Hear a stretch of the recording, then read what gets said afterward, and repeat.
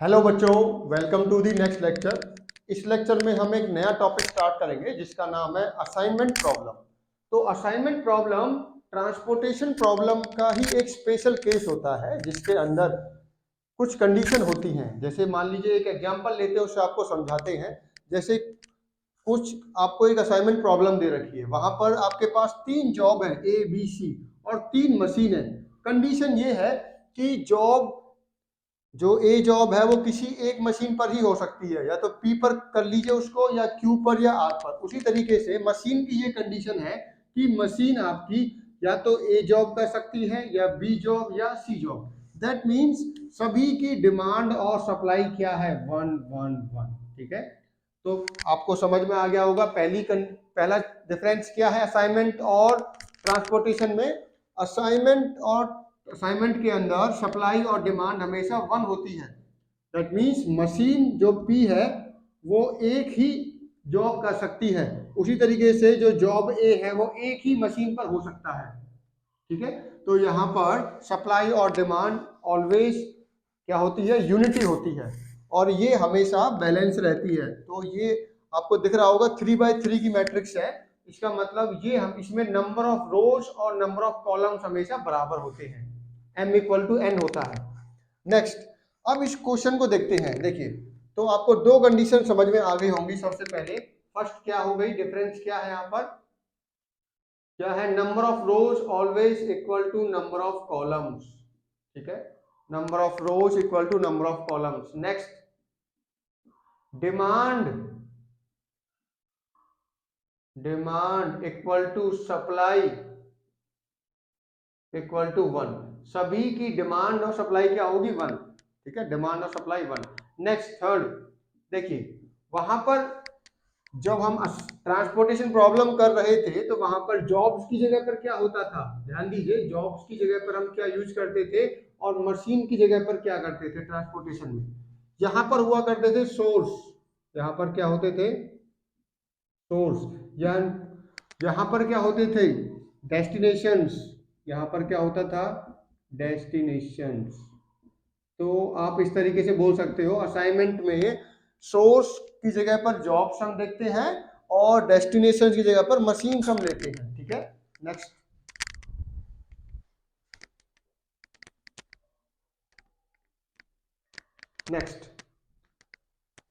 ये हमेशा degeneracy case होता है ट्रांसपोर्टेशन का। आपको डीजनरेसी केस याद है, जिसके अंदर नंबर ऑफ एलोकेशंस क्या होती थी, नंबर ऑफ एलोकेशंस किसके बराबर होती थी, ऑलवेज m+n-1। ठीक है, ये वहां पर था, बट यहां पर कभी भी इक्वल नहीं होता, ये हमेशा अनइक्वल होते हैं। Number of allocations never equal to m+n-1, क्योंकि यहाँ पर m और n बराबर है, तो आप इसको ऐसे बोल सकते हो 2m-1, क्योंकि यहाँ पर एलोकेशंस क्या लेंगे, हम n लेंगे। क्या लेंगे, n।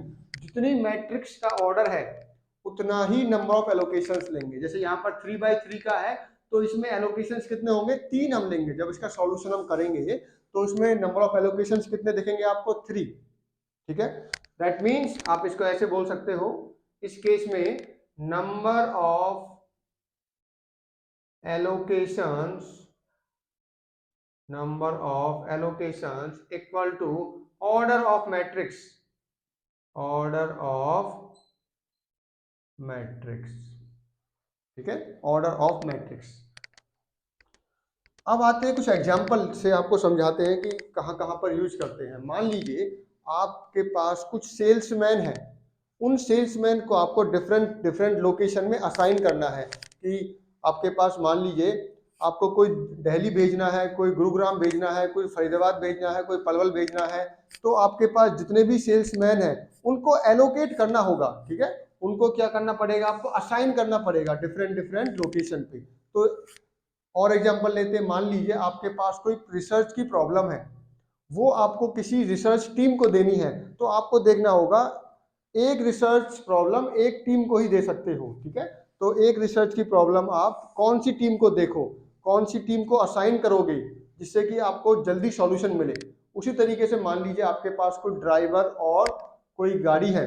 ठीक है, मान लीजिए ओला की गाड़ी, आपको ये डिस्ट्रीब्यूट करना है किस ड्राइवर और गाड़ी को किस लोकेशन पे मुझे भेजना है, किस रूट पे भेजना है, और एक को एक ही रूट पे भेज सकते हो आप। ठीक है, कंडीशन क्या होती है। तो आप समझ गए होंगे कि जॉब्स वाला एग्जांपल भी मैंने आपको इसीलिए दिया कि आपके पास 3 जॉब है, पर कंडीशन ये है कि ए जॉब को आप या तो पी मशीन पे कर लीजिए या क्यू पे या आर पे। तो समझते हैं, मैंने देखा कि ए मशीन को पी पे, ए वाली जॉब को एग्जांपल ले लीजिए आप। पहले कोई भी जॉब है, मान लो ये शाफ्ट है, ये आपके पास कोई नट बोल्ट है, ठीक है, ये मान लीजिए पिस्टन है, ठीक है। उसी तरीके से मान लो मशीन से आपके पास है, ड्रिलिंग मशीन है, एक लेथ मशीन है, एक आपके पास मिलिंग मशीन है। तो आपको ऑप्शंस है आपके पास। मान लीजिए ए जॉब को अगर आप पी मशीन पे करते हो तो 25 रुपए लगते हैं आपके, और उसी तरीके से ए वाली जॉब को अगर क्यू वाली मशीन पे करते हो तो 15 रुपए लगते हैं, और ए वाली जॉब को अगर आर मशीन पे करते हो तो 22 रुपए लगते हैं। तो मुझे यहाँ पर दिख रहा होगा कि ये तो सबसे अच्छा सॉल्यूशन है, मैं तो 15 रुपए वाले में करूंगा। ठीक है, तो ये तो हो गया, ए वाली जो आपकी है वो कंप्लीट हो गया। ए वाली जॉब को हमने फिक्स कर दिया कि क्यू वाली मशीन पे करूंगा मैं। अब आते हैं दूसरी पे, बी वाली जॉब को मैं किस पे करना चाहूंगा, इस पे करना चाहूंगा 19 वाली पे, क्योंकि ये ज्यादा रुपए खा रही है। क्यू पे भी ठीक है। सी पे मैंने देखा तो सी पे भी 17 है, ठीक है, सी पे 17 है। अब मैं मशीन को भी चेक करना पड़ेगा मुझे कि मशीन एक टाइम पर एक ही जॉब कर सकती है। तो मैंने देखा पी वाली मशीन पे तो एक भी जॉब नहीं हो रहा, क्यू वाली मशीन पे ए जॉब हो रहा है, ठीक है, आर वाली पे दो दो, इसका मतलब गलत हो गया ना। तो आर कंडीशन ये थी कि आर वाली मशीन पे एक ही जॉब आप कर सकते थे, आपने दो कर दिए, और हर मशीन पे एक जॉब होनी चाहिए, आपने देखी इस मशीन पर एक भी जॉब नहीं हो रही है। इसका मतलब अभी ये प्रॉब्लम मेरी क्या है, गलत है, या मैं कहूंगा कि अभी इसका सॉल्यूशन नहीं है। तो इसका एक तरीका होता है करने का, एक आगे चल के आपको एक मेथड सिखाऊंगा मैं, उस मेथड में आपको बताया जाएगा कैसे हम इसको सॉल्व करते हैं। अभी तो मैंने एग्जांपल दिया आपको कैसे करते हैं। कंडीशन आप समझ गए होंगे कि जो जॉब्स है वो किसी एक ही मशीन पे हो सकती है, और कोई मशीन एक ही जॉब परफॉर्म कर सकती है। तो इसको मैं ऐसे बोल दूं कि हर रो और कॉलम में एक ही असाइन कर सकते हो आप, उससे ज्यादा आपको असाइन नहीं कर सकते। ठीक है, तो हम कैसे करते हैं वो हम नेक्स्ट लेक्चर में देखेंगे। इसमें हम मेथड को भी समझना है आपको। Thank you.